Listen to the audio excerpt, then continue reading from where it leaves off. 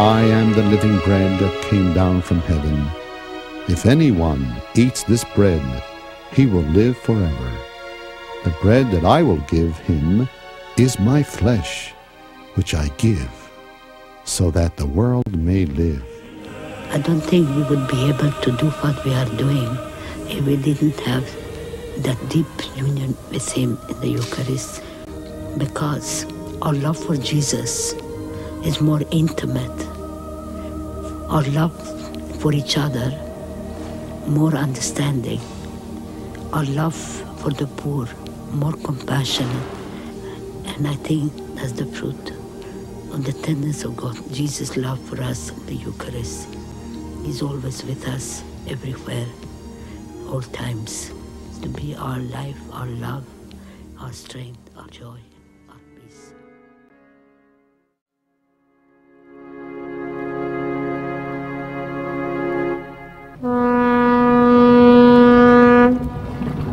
Just outside this eastern port city, known for its rich historical significance, there has occurred perhaps one of the most graphic and convincing Eucharistic phenomena to take place in this country.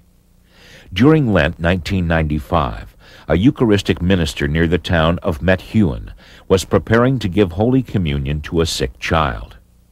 Upon opening the tabernacle, the Eucharistic minister discovered a consecrated host oozing blood.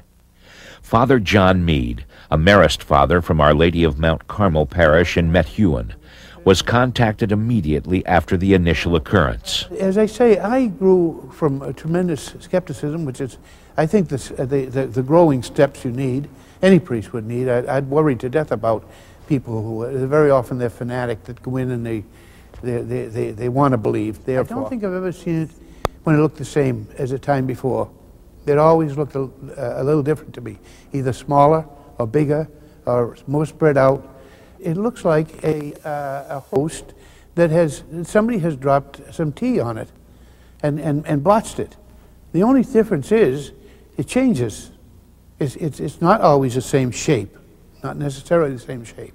It's not always the same size. So there's something happening there.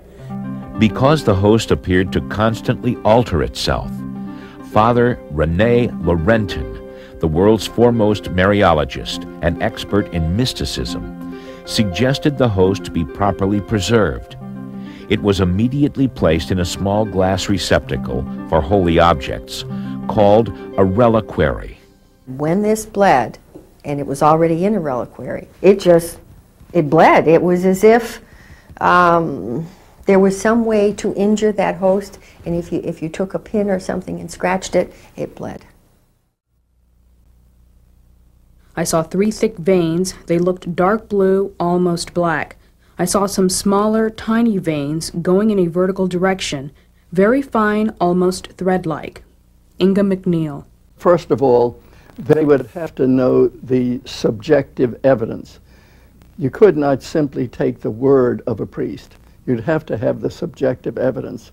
And that subjective evidence, of course, is revealed not simply by what you see, but also ought to be subjected to scientific investigation. After witness testimonies were collected, Dr. Boguslaw Lipinski, a biochemist and blood specialist from Boston, was asked to do a non-invasive test with the host to determine the origin and nature of the oozing substance. And when she opened this and showed it to me, I said, wow, this, I work with blood for all my life. I know how the blood looks like. I can immediately distinguish between anything else. And this was like a partly fresh, partly already clotted blood on the surface of the host touching the glass. And on the glass you could see that almost still fresh blood. So I said, well, that certainly looks for me as blood. But again, as a scientist, I have to prove it. Dr. Lipinski conducted preliminary tests which indicated the presence of blood. But still more conclusive tests were needed to prove if it was human blood. On August 30th, 1995, crust samples from the host were examined at the California Lab of Forensic Science in Yorba Linda, California. Forensic specialist Dean Gialamas conducted visual, chemical, and microscopic tests. The initial tests for blood using the OTOL and LMG method were both positive.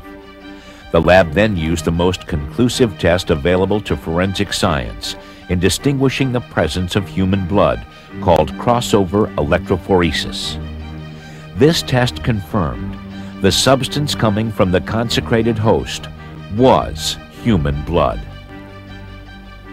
After confirming it was human blood, the focus shifted more toward the witnesses.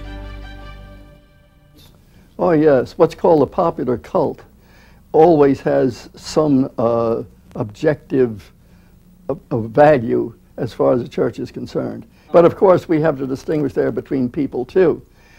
We're talking now about normal type of people, psychological, as well as in their understanding of the church. We're assuming that what you mean by people, you're talking about people who have an ordinary, good perception of what the church is teaching, and who are also not unduly imaginative. That is, that psychologically they're sound. The church follows the gospel's admonition to judge a tree by its fruits. The priests and laity involved say they have indeed received substantial spiritual graces. I no longer offer our Lord in the Mass in faith. He has said, look, here's the proof of it. So, I mean, I feel called upon to spend much more time with him, and it's his love is just incomprehensible, so, and frustrating at times because you're so weak and sinful, but it's just God speaking, saying, I am in the host. Father Meade says there are indeed great spiritual fruits, but he believes the more important reaction is that Catholics are awakening from their spiritual sleep regarding the Eucharist. He's trying to call our attention. The main thing is that God so loves us, he gave us his only begotten Son. That's got to get to us. That's got to reach us somehow, some way. That's got to come into our life. And we've got to make a decision about it. We've got to do something about it. I give you my only begotten Son, the most precious thing I've got. And God, that's what God gave us. And that's the Eucharist. God is with us. God is with us. Ultimately,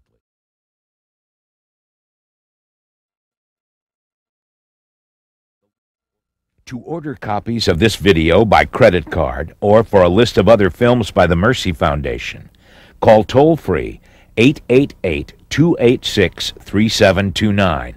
That's 888-AT-MERCY. The call is free.